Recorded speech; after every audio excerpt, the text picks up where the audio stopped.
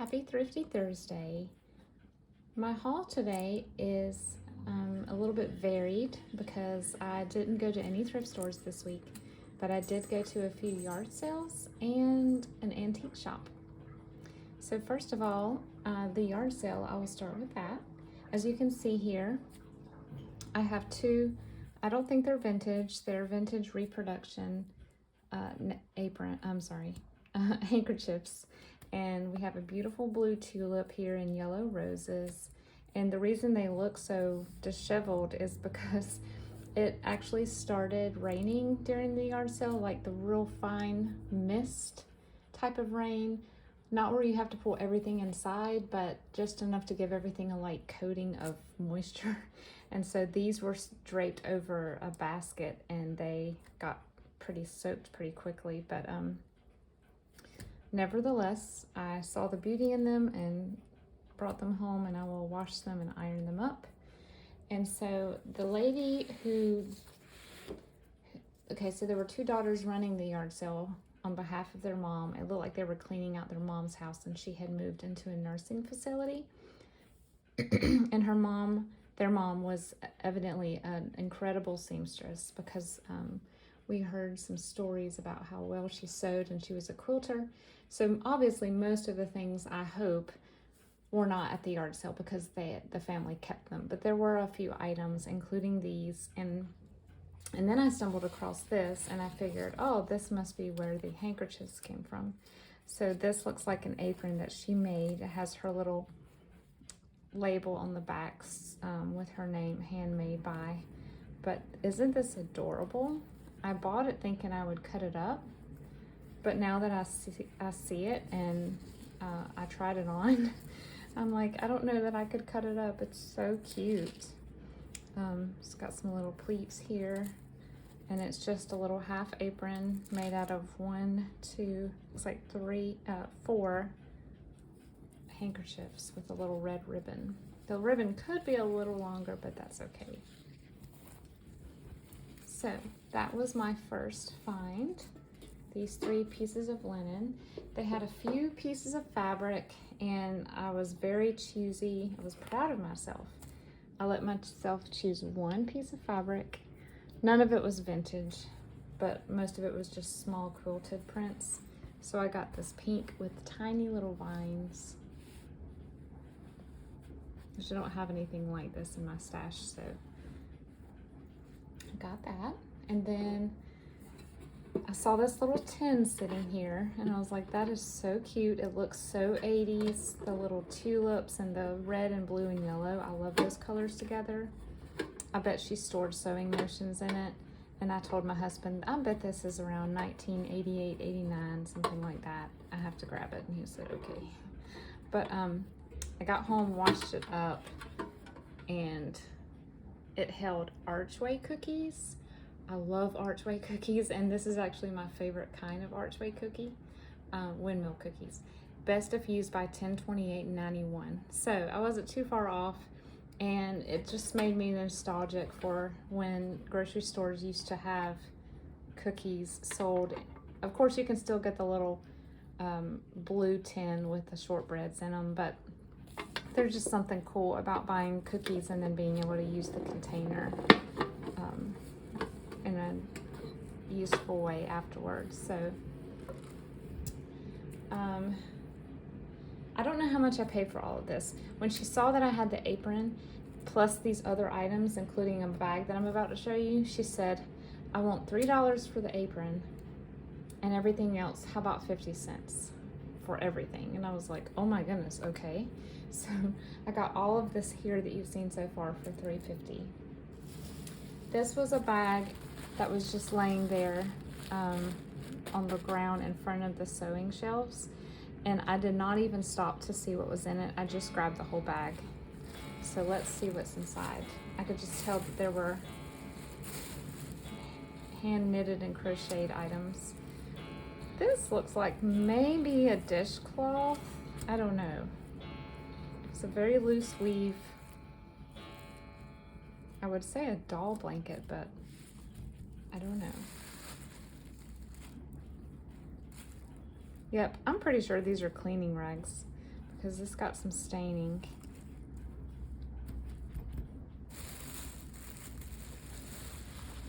Then we have this.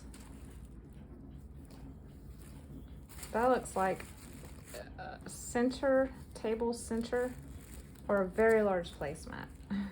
And we've got some stains here too. I will have to toss these in with some OxyClean.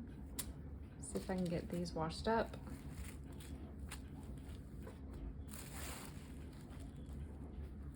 A little linen piece with trim.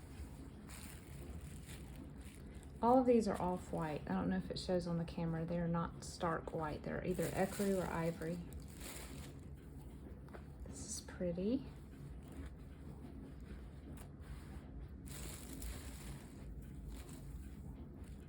Are you able to see them if I put them? I think I have one like this already. I'm almost positive I have one a lot like that.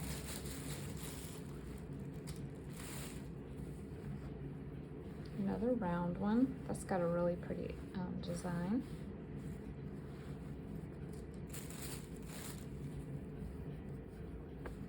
This one's the kind that's sort of supposed to look ruffled. I love those. Ooh, this one's pretty cool. For some reason, the ones made like this remind me of stained glass windows.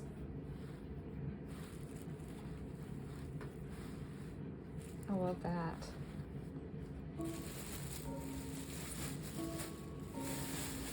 This one is a pretty dark beige, and I'm not sure what this type of lace is called. Hold it closer. It's a very, very tight weave.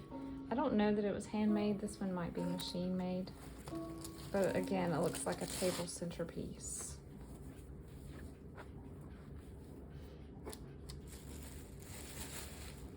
Here's another ruffled one. Oh, it's almost like a sunflower. I might dye some of these if I can't get the stains out. I have not tried dyeing doilies yet. It's pretty. Ooh, I love this. So simple. These are beautifully wrapped, wrapped around the spine of a journal. I love that look. The further we go into the bag, the smaller they get. Well, I'll take that back. This one's pretty large. This one's unique. Sort of an oblong. Super neat.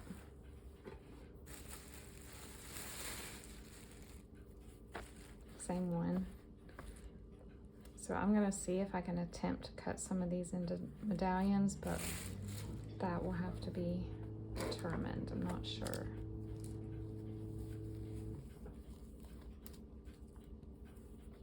Pretty cool finds for $3.50, I think. Okay, and then at the antique store, I think I've got some dirt or something. Let me dump this out. At the antique store, I found a couple of old books, like I need more books. But these are discarded library books, and I thought this would be, I thought this would be so cute as a ocean themed journal. And this one's just whimsical. I love tone on tone illustrations, so this is only blue and black. I just love the way that looks, and so you could easily turn this one into a blue themed journal. And then this one has a good bit more color. It looks like colored pencil art.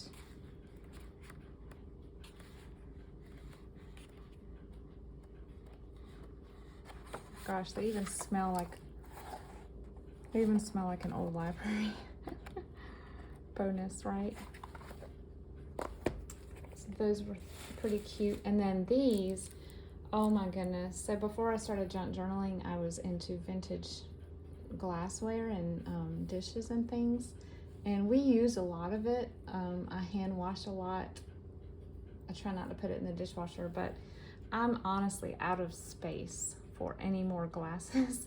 So there was the set there. They were selling piece by piece, and I was able to talk myself into just getting 2 of the set. They were selling them individually. And I did a little research on these. They're extremely heavy. They have very heavy bottoms on them. These are peanut butter glasses. So evidently in the 70s, you would buy peanut butter in these, and they'd have a little screw top lid, and then you could wash them and use them as glassware. And I love the poppies and I love the color. Could not pass them up. So those were my yard sale and antique store. Oh, wait, I just remembered. At the antique store, I did find a very unlikely treasure. It was sitting all by itself and it had no price. And talking to the girl who was related to the owners, she ended up just letting me take it for free because she was she remembered the estate sale where they got these letters, and evidently this is the last remaining one, and she just wanted me to have it. So this is a letter. I could not read the date, but inside the letter is dated, so it's 1931.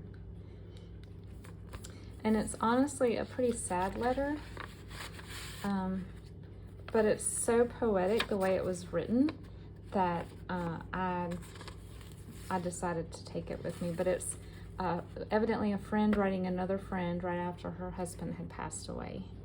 And so she definitely had a way with words. I'll let you read it if you would like.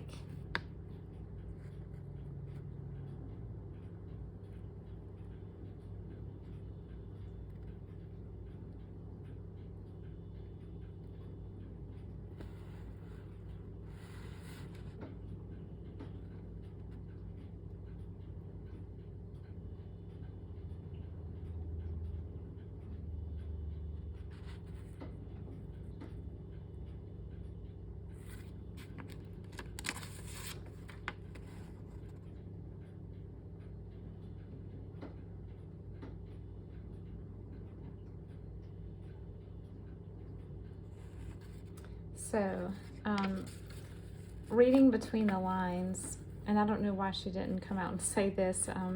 Of course, I don't know what this lady's beliefs are, and maybe she was being sensitive to her friends, but when I read this, it was just quite a reminder that we do live in a fallen world where sadness and death and just lots of horrible things happen, and it's very uncertain. And some people would say that your whole life sometimes feels like it's one sorrow after another, and that's sometimes based on our own choices and sometimes on things that just happen to us. But this lady was reminding her friend that there is more to just what we see here, that there is something after we have passed away, and if we have Jesus Christ in our heart, we know that we will see our loved ones again who also had Jesus as their Savior. And it is an incredible comfort to those who are mourning. People who believe in Jesus and in an eternal life that He gives mourn entirely differently than those who do not have that hope. And so I thought it was just a beautifully written letter, and I don't know yet which journal I will tuck this into.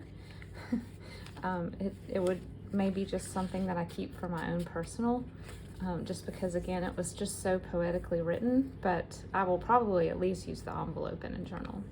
But yeah, she was just, the girl, poor girl, actually teared up talking to me about this lady's estate. And so she just said, just take it. I just want you to have it. I want someone to get use out of it. So that was an unexpected treasure.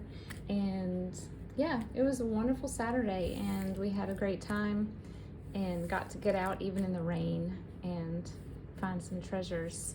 So if you would like to see what other people have found this week, participants in the Thrifty Thursday collaboration, it is an open collaboration, so head over to Sheree at Turquoise Dreaming, and I will list her channel below, and you can participate and or just look at the other participants and see what other goodies they have found this week, so we can all celebrate with each other on these amazing finds that we have been able to find for our journaling or our homes or whatever. Thank you so much for watching today. Have a blessed afternoon, and I will see you soon.